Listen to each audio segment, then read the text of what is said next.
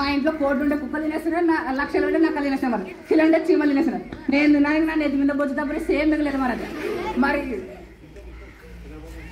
మరి మన సీఎం చంద్రబాబు నాయుడు గారు ఫోన్ చేసి తుపాగ్రాముడు పాకిస్తాన్తో యుద్ధం వచ్చింది, అలాగైనా కూడా యుద్ధంలో పాల్గొన్నామన్నారు మరజ. నేను పాల్గొన్నాను మరజ. ఎట్లాగైనా కూడా ఆపరేషన్ సింధూర్లో పాల్గొన్నామని ఫోన్ చేసి చెప్పినారు మరజ. నేను బిల్లాడి తీసుకున్నాడు 60 రూపాయలు పని 6,000 అడ్వాన్స్ తీసుకొని నా జీపేసుకొని తూడికరంత బాగా తీసుకొని పాకిస్తాన్ పై యుద్ధానికి వెళ్ళాను మరజ.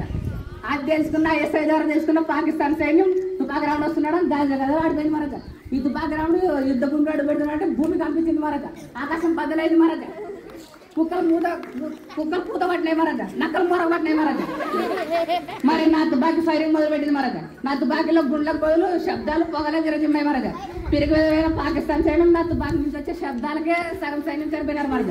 మిగిలిన వాళ్ళైతే ఊపింటూ ఉప్పంకొని బ్రతకచ్చు, బ్రతుకుంటూ బలసా వీలు బ్రతకచ్చు అంటే ప్రాణాలను అరచేతిలో పెట్టుకొని పాకిస్తాన్ బార్డర్ దాటి 2 వైపు పారిపోయినారు మరజ. అది తెలుసుకున్న మన ప్రధానమంత్రి గారు నన్ను ఢిల్లీకి పిలిపించి శాల్వా కప్పి పరమవీర చక్ర అవార్డు ఇచ్చి 10 లక్షలు బహుమతిగా ఇచ్చారు మనకు. ఆ 10 లక్షలు నాకు ఇక్కడ నుంచి ఇక్కడ దాకా బండికి వచ్చేసరికి నా చేతిలో చిల్లిగా కూడా మిగలేదు మనకు. సార్ నా మామూలు ఏదో మేడం అడిగి ఇప్పిస్తే ఏమగనూరులో భోజనం చేసుకొని మా ఊరికి వెళ్ళిపోతా సార్.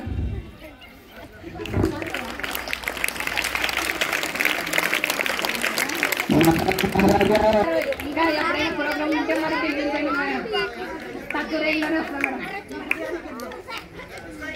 Okay madam. సార్ పైసా సార్ మేడం పైసా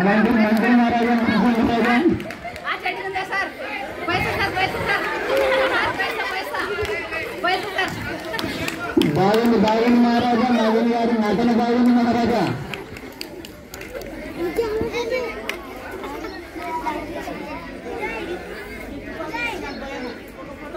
అయ్యా